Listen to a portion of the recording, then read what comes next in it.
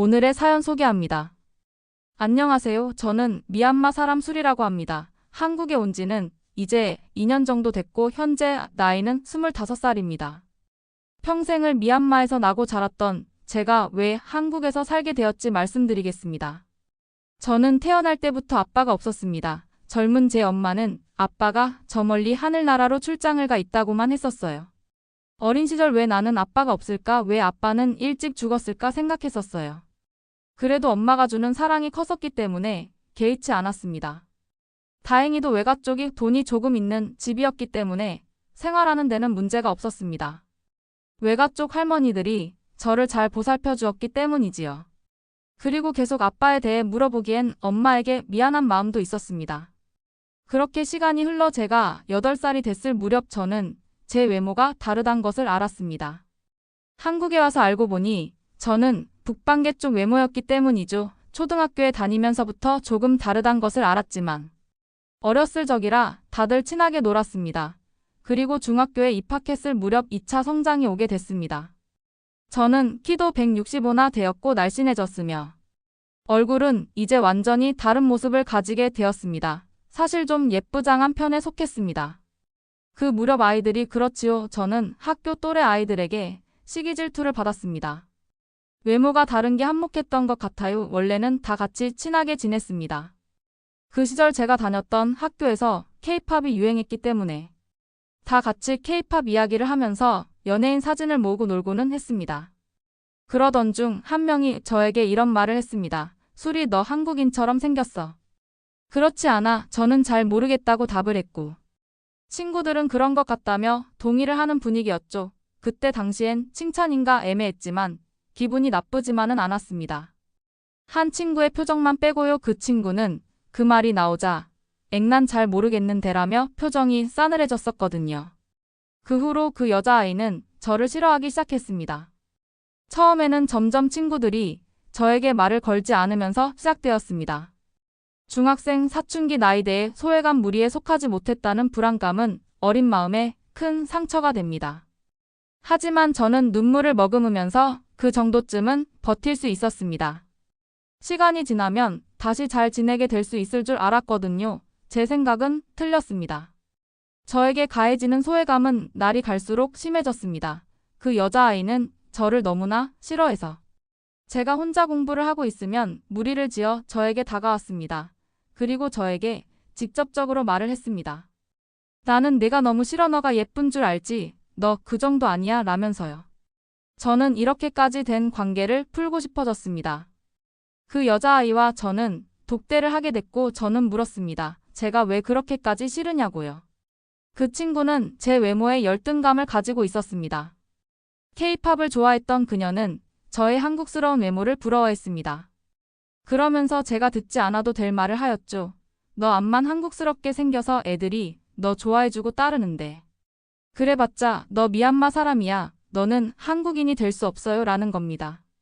저는 한국인이 되고 싶다는 생각을 한 적도 없는 걸요. 저는 그날 엉엉 울면서 집을 갔습니다.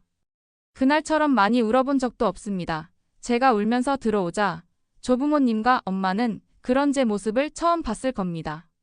제가 학교에서 당하고 있는 수모를 말하면 엄마가 슬퍼하실까봐 저는 말하지 않으려 했습니다.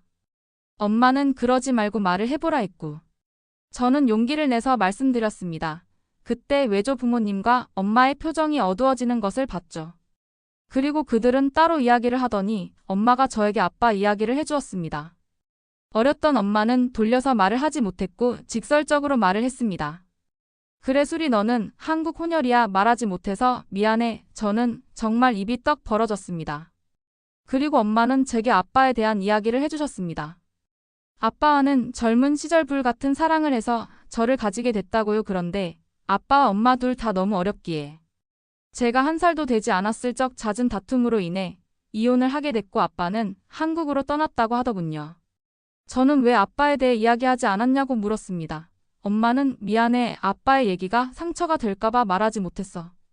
그리고 자세한 이야기를 들을 수 있었습니다. 제가 1살이 되던 해가 갈라섰고 3년 정도 양육비를 매달 보내주다 한국에서 그만 사고로 돌아가셨다고 했습니다. 아빠 쪽에서는 저를 한국으로 데려가서 키우고 싶어 했지만 외조 부모님도 미얀마에서 경제적 능력이 좋으셨고 엄마도 그건 싫다고 했다고 합니다.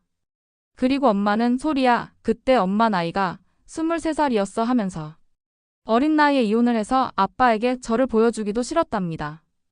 복수심이에요. 엄마의 마음은 이해합니다. 어쩌겠습니까? 이미 시간이 흘러버린 것을요. 어차피 제가 5살이 되기 전 돌아가셨기에 아빠의 추억은 있었다 해도 기억을 못했을 것입니다. 하지만 아빠에 대한 이야기는 충격적이었죠. 그리고 저는 정체성에 혼란이 왔습니다. 아빠가 한국인일 줄은 상상도 못했기 때문입니다. 저는 학교를 3주가량 쉬었습니다. 엄마가 그러라고 했거든요. 쉬면서 저는 제 마음의 뿌리를 찾고 싶었습니다. 저는 인터넷으로 한국에 대해 제대로 공부를 했고 배웠습니다. 그리고 그런 엄마는 이제라도 자신의 철없음을 용서받고 싶다고 아빠의 부모님께 연락을 드렸어요. 영상통화로 만난 할머니 할아버지는 정말 인상이 좋으셨고 저를 보자마자 울음을 터뜨리셨습니다. 엄마도 죄송하다고 말씀을 드렸어요. 하지만 이제라도 연락이 됐다며 울으셨죠. 저는 그렇게 인사를 나누고 아빠에 대한 이야기, 아빠의 삶에 대해 들을 수 있었습니다. 그렇게 3주 쉬고 다시 돌아간 학교. 저는 그 3주 동안 달라졌습니다. 강인해졌다거나 해야 할까요? 교실 앞으로 가서 말했습니다. 애들아, 3주일 동안 나에게 많은 변화가 있었어. 내가 아빠가 없는 것은 아는 애들은 알지. 사실은 내 아빠가 한국인이래. 난 한국 혼혈이고. 그래서 너네와 외모가 달랐던 것이야. 이제 나는 내 정체성을 찾았고 너네 괴롭힘에 그저 당하고 있지만은 않을 거야 라고 선전포고를 했습니다. 그런데 아이들이 웅성웅성거리기 시작하더니 갑자기 태도가 확 달라졌습니다. 저에게 한국인이라고 하면서 갑자기 거리를 두던 친구들이 다가오더라고요. 그리고 저에게 친해지려고 노력을 하더라고요. 학교 내에서 저의 입지도 높아지기 시작했습니다. 남자 여자아이들 할 것 없이 저와 친해지려고 했어요. 그러자 저를 괴롭히던 그 여자아이도 저에게 말을 걸기 시작하더라고요. 저는 그 여자애가 말을 걸 때 딱 잘라 이렇게 말했습니다. 나 한국인이야. 이제 더 괴롭힐 이유가 뭔데? 만들어와야 할 거야. 그러자 그 여자아이는 얼굴이 빨개지더니 뛰쳐나갔어요. 그렇게 저는 편안한 학교 생활을 보낼 수 있었습니다. 그리고 성인이 된 지금 제가 한국에 살고 있는 이유는요. 저를 너무 보고 싶어 하셔서. 저는 할머니 할아버지가 보내주신 티켓으로 한국으로 왔어요.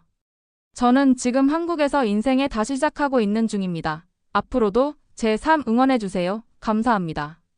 술님 사연 잘 들었습니다. 혼혈이라는 소리 들었을 때 놀라셨겠어요. 한국에서 즐거운 삶 이어나가세요. 이상 감동사연 채널 감동TV였습니다. 감사합니다.